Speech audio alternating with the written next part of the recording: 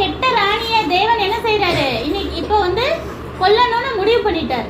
அப்போ எகுங்கிறவன் ஒருத்தன் ராஜாவாயிட்டான். அவன் வந்து கீழே இருந்து அந்த ஏசபேல கூப்பிடுறான். ஏசபேல் அப்பதான் என்ன செஞ்சுட்டு இருக்கான், கண்ணுக்கு மை போட்டுட்டு நல்லா தலையெல்லாம், ராணினா என்ன செய்வாங்க, பயங்கரமா நல்லா டெக்கரேட் பண்ணுவாங்களா இல்லையா? இப்ப சும்மா இருக்க நம்மளே எவ்வளவு யூடியூப் பார்த்து போடுறோம்.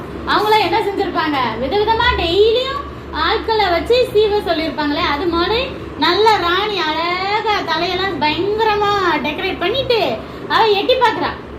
உடனே சில பேர் வந்து என்ன செய்வாங்கன்னா, அந்த மெசேஜ்ல எல்லாம் கேட்டா சொல்லுவாங்க, கண்ணுக்கு கண்மை போடுறவங்க எல்லாம் ஏசபேல் கிடையாது.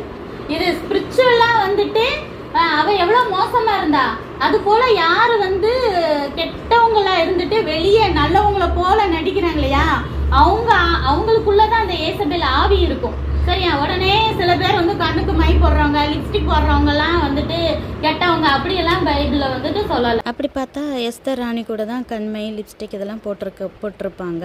அப்படித்தானே? சரியா?